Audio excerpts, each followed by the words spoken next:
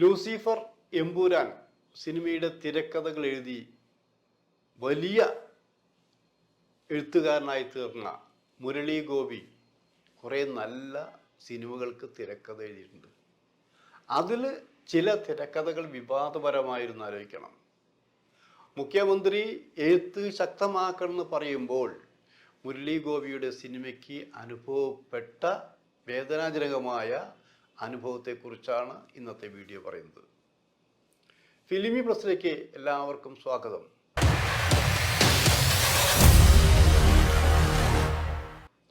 നല്ല രചനകൾ ഉണ്ടായിരിക്കും. എല്ലാവർക്കും നല്ല രചന ഉണ്ടാക്കാൻ പറ്റും. പക്ഷെ ആ രചനകളെല്ലാം സമൂഹത്തിൽ ചർച്ച ചെയ്യപ്പെടണമെന്നില്ല എന്നാലോചിക്കണം. അത് സാഹിത്യമായാലും സിനിമയായാലും മറ്റേത് രംഗമായാലും അങ്ങനെ തന്നെയാണ്. ഇപ്പം മുരളി ഗോപി വളരെ പ്രശസ്തനാണ്. എന്നാൽ രസികൻ എന്ന സിനിമ, ദിലീപിൻ്റെ രസികൻ എന്ന സിനിമയ്ക്ക് എഴുതി വന്നൊരെഴുത്തുകാരാണ്. പ്രശസ്തനായ മാധ്യമപ്രവർത്തകൻ, പ്രശസ്ത നടനായ ഗോപിയുടെ മകൻ, ഇങ്ങനെ നിരവധി വിശേഷണങ്ങൾ മുരളി ഗോപിക്കുണ്ടെന്ന് ആലോചിക്കണം. ആ മുരളി ഗോപി സിനിമയിലേക്ക് വന്നു. അഭിനയവും എഴുത്തും ഒരുമിച്ച് കൊണ്ടുപോയി. നല്ല സൂപ്പർ വില്ലൻ കഥാപാത്രങ്ങളെ പല സിനിമകളിലും മുരളി ഗോപി അവതരിപ്പിച്ചിട്ടുണ്ട്. ഞാനിത് പറയാൻ കാരണം, ഇന്ന് എന്നെ ഒന്ന് രണ്ട് സുഹൃത്തുക്കൾ വിളിച്ചു. നമ്മുടെ ബഹുമാന്യപ്പെട്ട മുഖ്യമന്ത്രി എഴുത്തുകാർ നിർഭയരായിരിക്കണമെന്ന് അദ്ദേഹത്തിൻ്റെ പ്രസംഗത്തിൽ ഊന്നി പറഞ്ഞ കാര്യം ഓർമ്മിക്കുകയുണ്ടായി. നല്ല കാര്യമാണത്. എല്ലാവരും അങ്ങനെ തന്നെയാണ്. കാരണം എഴുത്തുകാരാണ് ലോകത്തിൻ്റെ ഗതികളെല്ലാം മാറ്റിമറിച്ചത്, നമ്മുടെ നാട് ഒഴികെ എന്ന് പറയാം, അല്ലേ? നമ്മളൊക്കെ ചരിത്രം പഠിച്ചവരാണെന്ന് ആലോചിക്കണം. ചരിത്രം പഠിച്ച എഴുത്തുകാർ രാജ്യത്തെ മാറ്റിമറിച്ചവർ. ഇപ്പോൾ സിനിമയാണെങ്കിൽ സിനിമയുടെ മാറ്റിമറിച്ചവർ, അല്ലേ? ലോകത്തെ ക്ലാസിക്കുകൾ എന്ന് പറയാവുന്ന പല സിനിമകളും നമ്മൾ കണ്ടിട്ടുണ്ട്.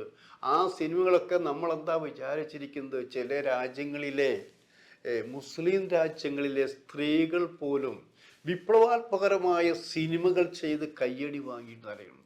അങ്ങനെയുള്ളവരുടെ നാട്ടിൽ, അങ്ങനെയുള്ള രാജ്യത്ത്, ഇപ്പം നമ്മുടെ രാജ്യത്ത്, പുരോഗമനം പറയുന്ന രാജ്യത്ത് പ്രത്യയശാസ്ത്രത്തിന് എന്തെങ്കിലും പോറലേൽക്കുന്ന തരത്തിൽ ആരെങ്കിലും എഴുതിയാൽ അവരെ കളഹസ്ഥം ചെയ്യാൻ പോകുന്നത് നീതിയോ? ഞാൻ അതേക്കുറിച്ചാണ് പറയാൻ കാരണം. ഇവിടെ മുരളി ഗോപി അഭിനയിച്ച് എഴുതിയ ഒരു സിനിമയുണ്ട്, ലെഫ്റ്റ് റൈറ്റ് ലെഫ്റ്റ്.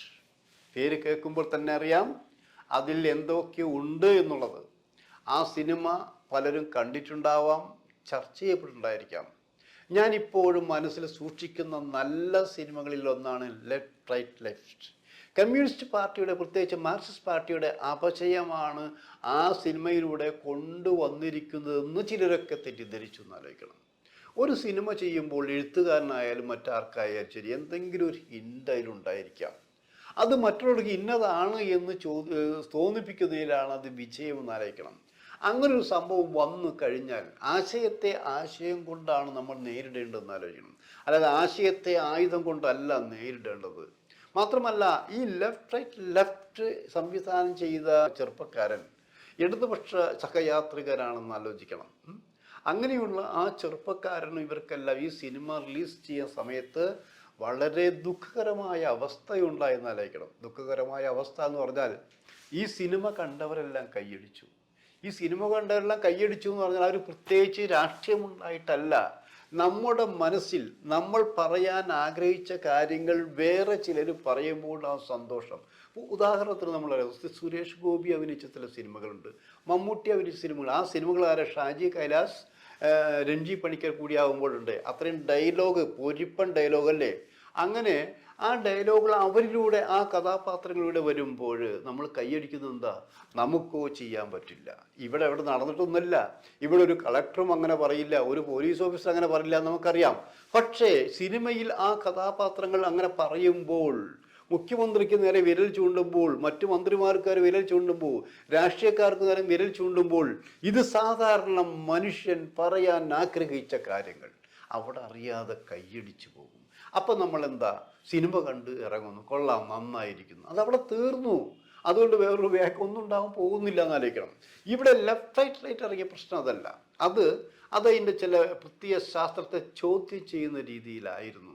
അങ്ങനെ ചോദ്യം ചെയ്യണ്ടേ? നമുക്ക് വഴിതെറ്റി പോകുന്നവരെ ആ വഴിക്കല്ല പോകേണ്ടവർ, ഈ വഴിക്കാണ് പോകേണ്ടവർ എന്ന് പറയണ്ടേ? ആ പറച്ചിലാണ് എഴുത്തുകാരൻ്റെ സ്വാതന്ത്ര്യവും ധൈര്യവും എന്ന് ആലോചിക്കണം.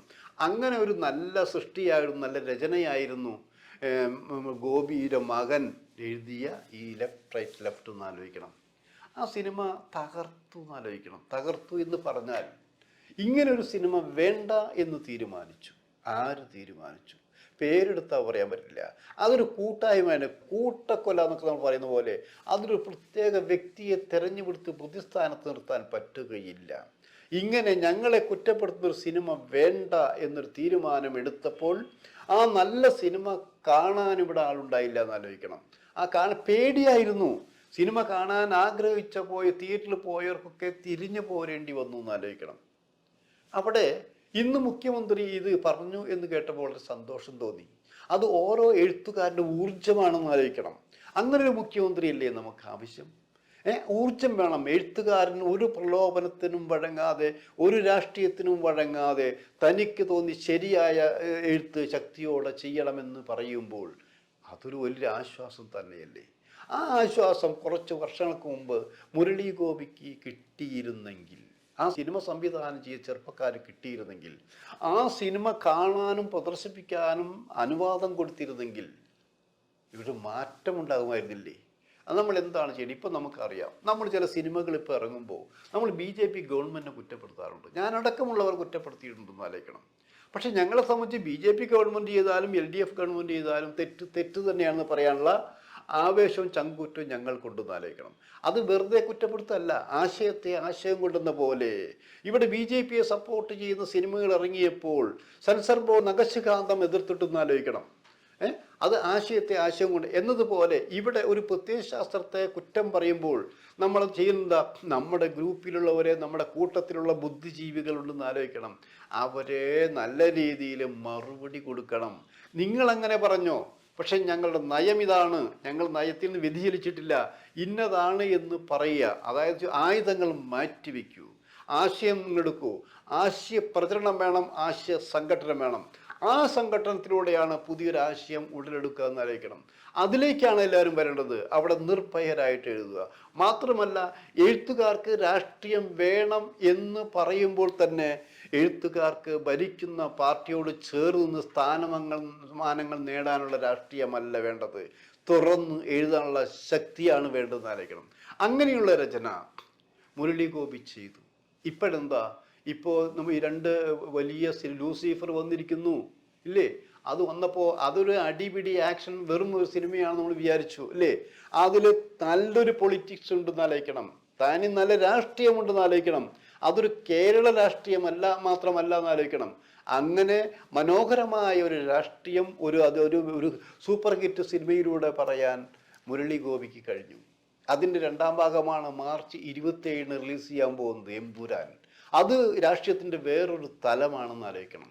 അങ്ങനെ എഴുത്തുകാർക്ക് പരസ്യമായി പറയാനും ആ പറച്ചിലൂടെ ഈ ലോകത്തിൻ്റെ ഒരു വ്യത്യസ്ത രാഷ്ട്രീയത്തിലെ മുഖംമൂടി വലിച്ചു കീറാനും കഴിയുക എന്നത് നിസ്സാര കാര്യമല്ല. Keep it up Murali Gopi.